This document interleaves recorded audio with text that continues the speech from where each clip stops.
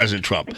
All right, Genevieve Wood joining us. The stars at night are big and bright, deep in the heart of Texas. It's really getting ridiculous, Genevieve. This just add water, it's Trump's fault thing that goes on every time you turn around. Well, you're in the selective outrage. I mean, it was terrible what happened there in St. Louis. But, there's been a lot of things happening over the last couple of months. Well, really the month and a half that Donald Trump has been in office. And you've seen all these protests since the election, like and destruction of property, many of which is owned by Christians, Jews, non-religious people. I mean, if you're going to be outraged about destruction of property, then you need to be outraged every time it happens, not just when you can make a political statement out of it that you think benefits your side, which to a certain extent is, I think, what you see with some of the folks you were just talking about. Right. I mean, we had, back in the day, we had a situation where we had a shooting here in St. Louis. Joseph Paul Franklin, who I actually covered, Lord, back in Wisconsin days. But in 1977, in St. Louis, Franklin hid in the bushes near a synagogue and killed a Jewish man and wounded two others here in St. Louis. So this kind of activity, this kind of anti-Semitism has been happening for decades now, and it's not anything new. That doesn't mean it's something to be pushed under the rug, but it's not necessarily anything new.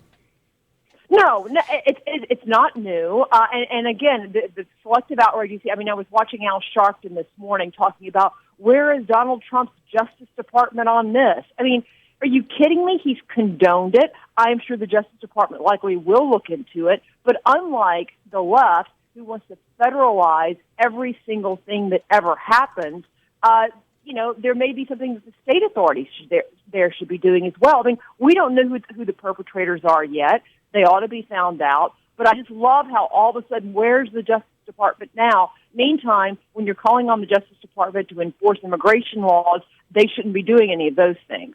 So, again, they pick and choose the battles they want to fight. Right. Keep in mind, too, isn't Farrakhan, and Al Sharpton, I know they're not necessarily tight, but certainly I have not heard Al Sharpton condemn Louis Farrakhan to any length. No, that's I haven't either. Perhaps he has, but I certainly haven't heard it. But look, last night, Jamie, I'm sure you all have been watching the news, the town halls around the country and the left trying to disrupt them. I actually went to one of them last night in Virginia. It was Dave Bratt's district. Dave Bratt is the Republican member who replaced Eric Cantor, the former majority leader. Right. And, we got there about an hour in advance.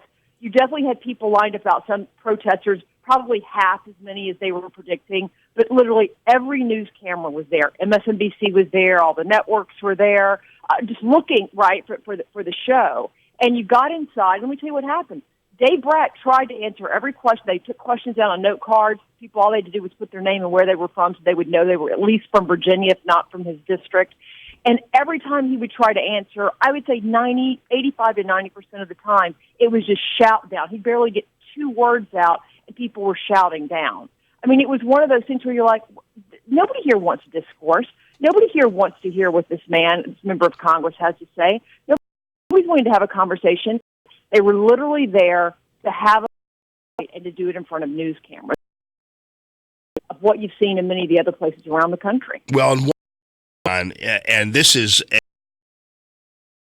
but you really sat in a church basically founded by Reverend Wright, who gave speech and everything else. But Reverend Wright was also a guy who gave Farrakhan, it's the Trumpet magazine, which is something Reverend Wright founded, gave Farrakhan its Empowerment Award back in 2007. And Farrakhan is a Jew-hating, anti-Semite, Nation of Islam leader who is embraced by Sharpton, who is embraced by Obama's minister, and these guys are just deflecting when they go after Donald Trump. Genevieve Wood, thanks so much. Appreciate you as always. Heritage.org, dailysignal.com. Thank you.